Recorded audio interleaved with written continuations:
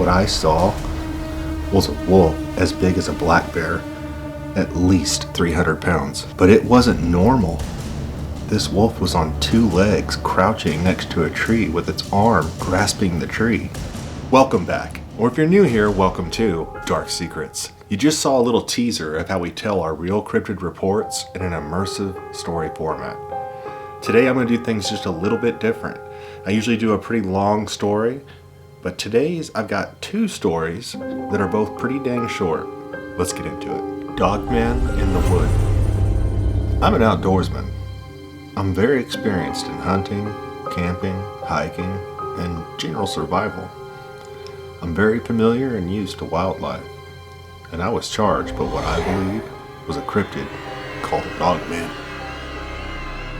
This happened around June or July of 2007, I believe. I was around 17 years old and more cocky then, but still somewhat knowledgeable of the outdoors. My family used to own a cabin in northwest Wisconsin. I basically grew up there in the summer. I knew the woods well, but at night it was wise to stay in the cabin or at least by the bonfire by the beach because of bears, wolves, and cougars. One of the creepiest things was if you were having a bonfire, the tree line was visible from the fire pit and beach, and at night you always felt like you were being watched from that tree line. But during the day, the woods always seemed normal, not so creepy. That is, until this incident. So this happened somewhere between 12 and 1400. Me and my cousin were having an airsoft battle. I was in full woodland camo. He was not. I retreated on the ATV trail into the woods for a tactical advantage, and our battle took us about 200 meters into about a third of the way up the trail. At that point, we had had enough, and we were standing at the edge of a clearing on the trail, talking, and he was maybe 10 feet from me. When I decided to mess with him, I shushed him.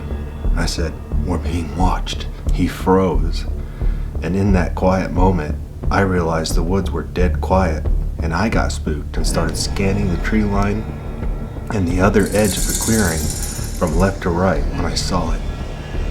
Its teeth gave it away. It was panting and staring at my cousin. I don't expect you to believe me, but what I saw was a wolf as big as a black bear, at least 300 pounds. But it wasn't normal. This wolf was on two legs, crouching next to a tree with its arm grasping the tree, grasping with a clawed hand. It had reddish brown fur.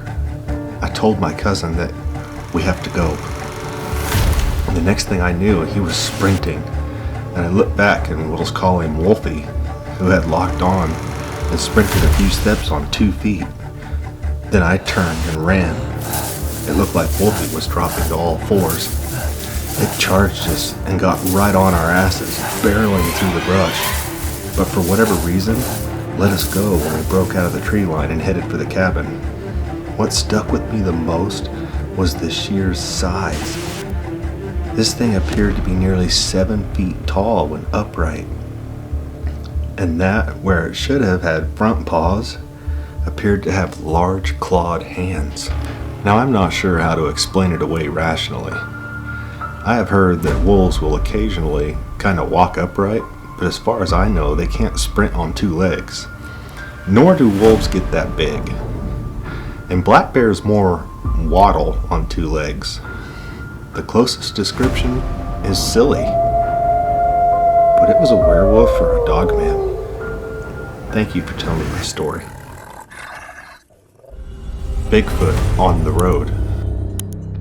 My grandmother had a story from the late 50s, driving north on a paved 2-lane road, lined with small trees and brush, with my great aunt and one of my uncles, Ron, who was only about 2 years old at the time and was in the back seat.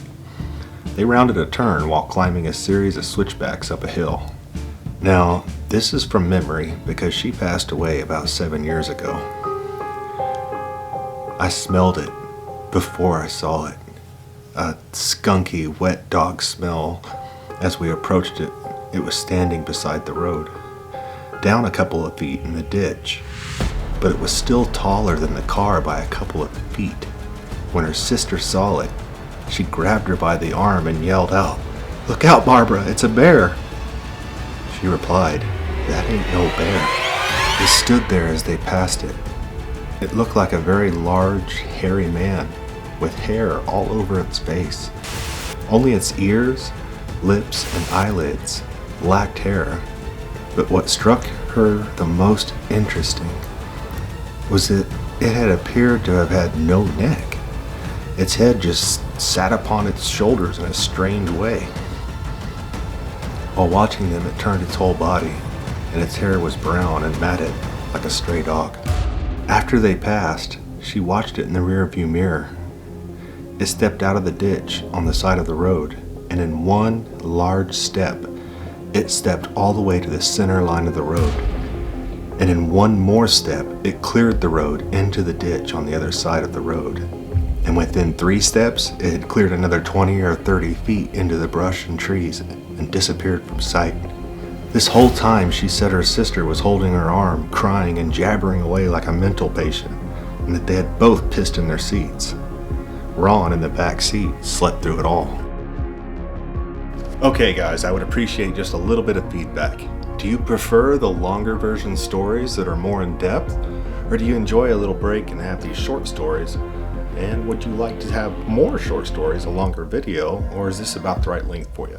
Let me know down in the comments what you guys would like to see next. And as always, keep an open mind, and I'll see you in the next one.